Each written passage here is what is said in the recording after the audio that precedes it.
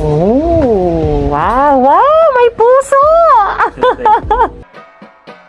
The people, culture, travel, and some fun! Welcome to my channel!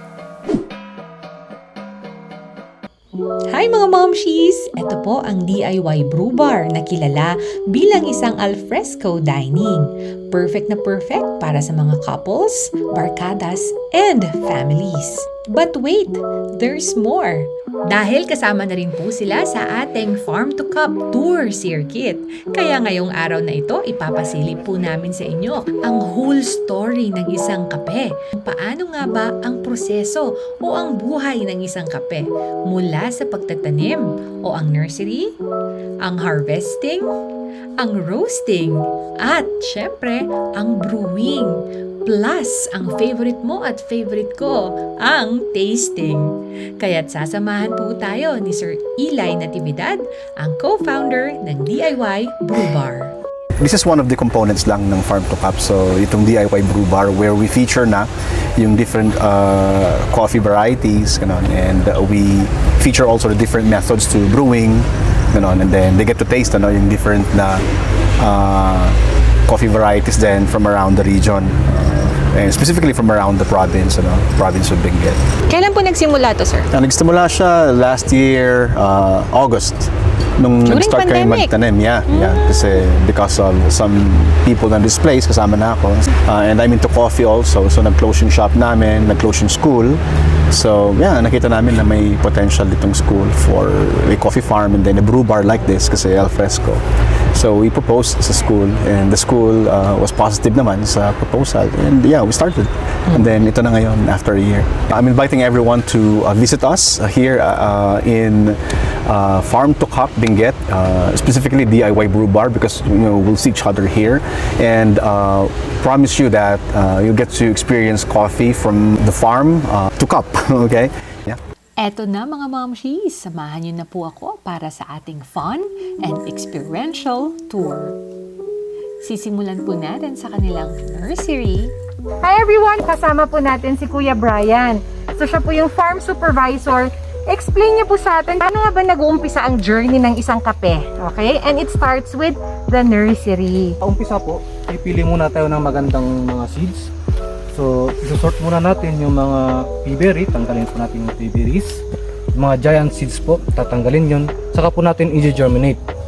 So, pag lumabas na po yung radical, saka po natin ilalagay sa ating mga pots. So, pagkatapos niyan, pag may one pair na po ng leaves, saka na po natin mag-fertigate na po tayo.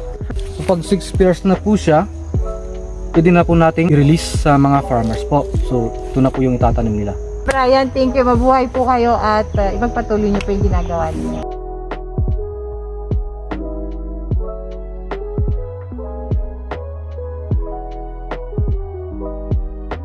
Ito yung roasting machine kasi nila. It's new one and it's just 1 month now. So, after a long process of selecting the seed, germinating, and then fertilizing, growing, and so on and so forth, we're now here at their DIY Brew Bar. So makakasama po natin si Kuya Alvin. Tama ba? Yes, ma'am. Alvin. Ayan. So Sir Alvin po, siya yung head barista nito. We will be doing a DIY coffee. So ito-demo po niya muna yung paano paggawa. And then susubukan ko pong gumawa ng sarili kong kape. Okay? Tikman natin mamaya kung pasado ba kay Sir Alvin. Okay, sir. Ito is for 1 shot, for double shot.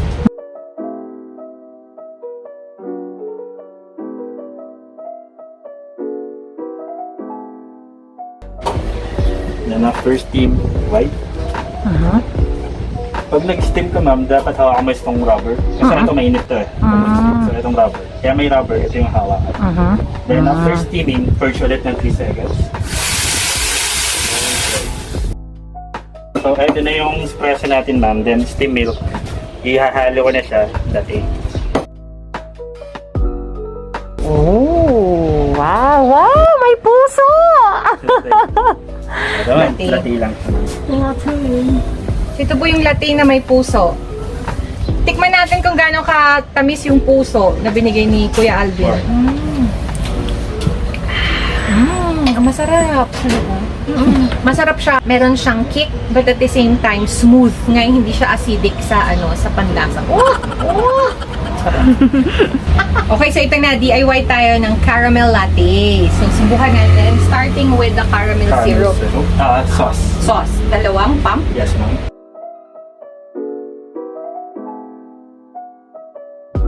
Muna yung cup mo dito, ma'am. Okay. Kunin mo yung Volta filter. Ito. Opo. And lagay mo lang siya dito sa gitna. Then, press mo lang tong double shot. Isa lang.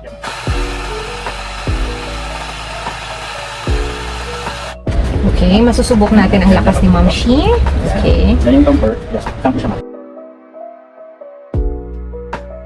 Ito na sa group head. Pero before mo ilagay yan, ma'am. Na-purge ko muna. So, 3 seconds. 1, 2, 3. And then, ilagay mo na yun, ma'am. Start ka from left. left. Pag nag-fit na siya, ma'am, then close mo na siya. So, insert ko. Then, Left. Perfect. And then, ilagay na natin yung baso. Then, press mo yung bubble.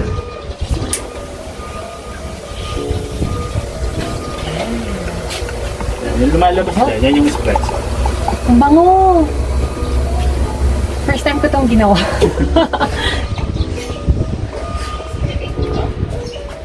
Okay, susunod na po tayo yung gatas. Tama ba, kuya? Gatas. Ma'am, pero i-mix mo na muna siya, ma'am. Para kapag i-pour na natin yung milk mamaya, kaya hindi mo na siya haluin.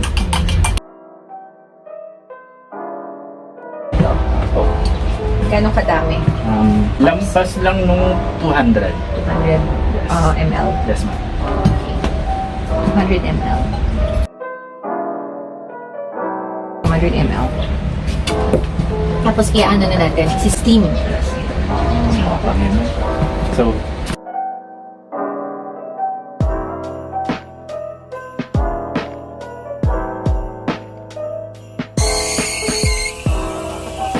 Paano mo masasabi na okay na? kapag medyo hindi na kayang ano yung talog mo, anong daliri.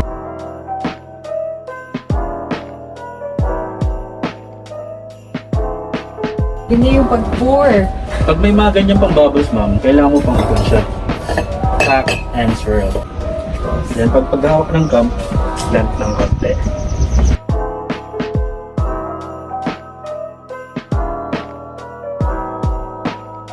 Uy, may puso din! Tikman ko na. Tingnan natin kung pasado. Parang ito yung favorite ko. Kasi mahilig ako sa sweet. At ang sarap. Sarap ng gawa ko, Momshie. Try yun. May puso pa. Thank you! Salamat! This is a very nice experience. So if you want to taste an authentic mixture of Arabica with a little bit of Robusta, you better come here and visit DIY Brew Bar located at La Trinidad, Benguet. Please support local.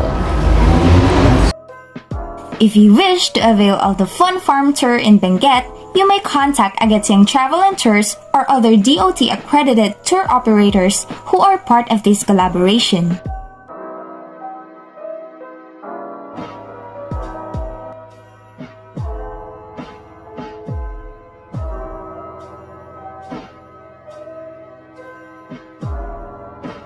Supportahan nyo naman po si Momshie Jhen channel by subscribing and hitting that notification bell para updated ka sa susunod nating mga videos. I love you all!